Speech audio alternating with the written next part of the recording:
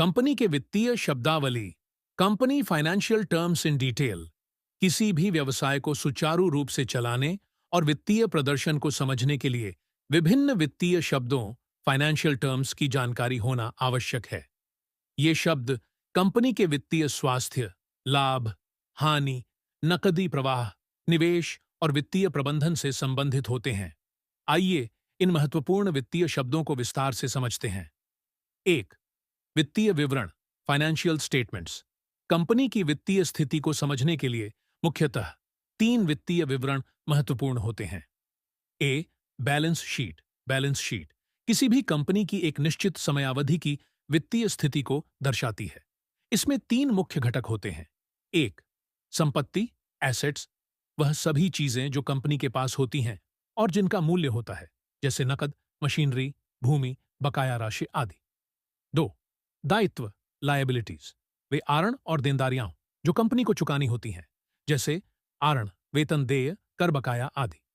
तीन, स्वामित्व पूंजी इक्विटी, शेयरधारकों द्वारा निवेशित राशि और अर्जित लाभ का योग, इक्विटी चेक एसेट्स लायबिलिटीज।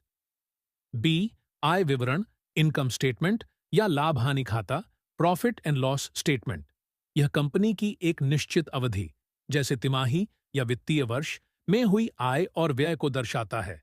इसमें शामिल होते हैं एक, राजस्व रेवेन्यू, बिक्री से हुई कुल आय। दो, लागत एक्सपेंसेस, व्यवसाय संचालन में हुए खर्च। तीन, शुद्ध लाभ नेट प्रॉफिट, कुल राजस्व में से सभी खर्च घटाने के बाद बची राशि। सी, नकदी प्रवाह विवरण कैश फ्लो स्टेटमेंट, यह बताता है कि किसी अवधि में कंपनी के पास कितना नकद आया और कितना खर्च हुआ। इसमें तीन प्रकार के नकदी प्रवाह शामिल होते हैं। एक, परिचालन नकदी प्रवाह ऑपरेटिंग कैश फ्लो, मुख्य व्यवसाय गतिविधियों से होने वाली नकदी। दो, निवेश नकदी प्रवाह इन्वेस्टिंग कैश फ्लो, परिसंपत्तियों की खरीद बिक्री और निवेश गतिविधियों से संबंधित नकदी। तीन, वित्तीय नकदी प्रवाह फाइनेंसिंग कैश फ्लो, आरण, शेयर जारी करने और लाभांश भुगतान से संबंधित नकदी प्रवाह।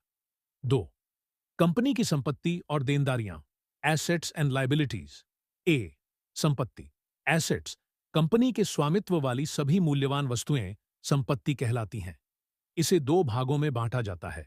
एक, चालू संपत्ति करंट एसेट्स, वे संपत्तियां जो एक वर्ष के भीतर नकद में परिवर्तित की जा सकती हैं, जैसे नकद, बकाया राशि, इन्वेंट्री आदि। दो, अचल संपत्ति फिक्स्ड एसेट्स, दीर्घकालिक उपयोग के लिए रखी गई संपत्तियां, जैसे भूमि, भवन, मशीनरी आदि। बी, देनदारियां लायबिलिटीज, कंपनी द्वारा दूसरों को चुकाई जाने वाली राशि देनदारियां कहलाती हैं। इसे भी दो भागों में बांटा जाता है। एक, चालू देनदारियां करंट लायबिलिटीज, वे दायित्व जो एक वर्ष के भीतर चुकाने होते हैं, जैसे वेतन, करदेय, उधारदाताओं की राशि आदि।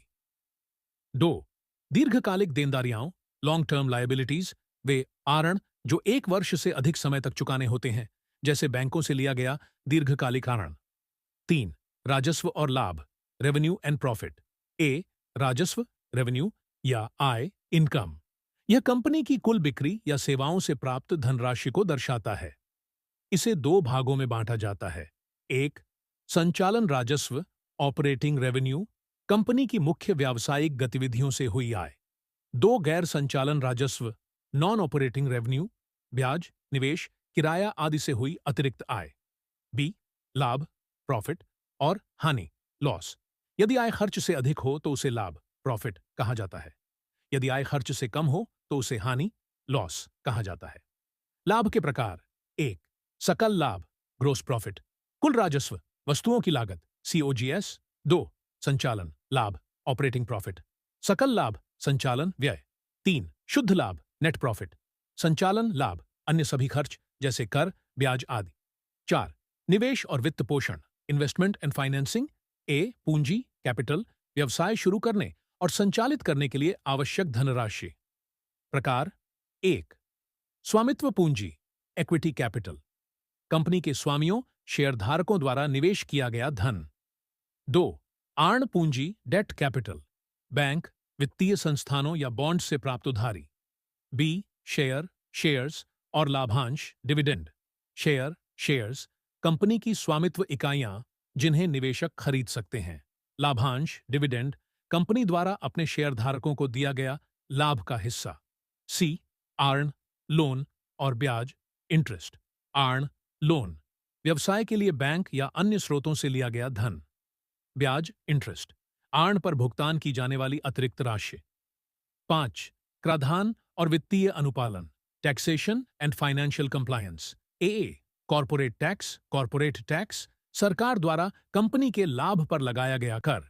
बी वस्तु एवं सेवा कर GST goods and services tax company की बिक्री पर लागू होने वाला अप्रत्यक्ष कर। एससीई लेखा परीक्षा ऑडिट कंपनी के वित्तीय विवरणों की सत्यता की जांच करने की प्रक्रिया। निष्कर्ष कंक्लूजन किसी भी कंपनी के वित्तीय प्रबंधन को समझने के लिए इन वित्तीय शब्दों का ज्ञान आवश्यक है।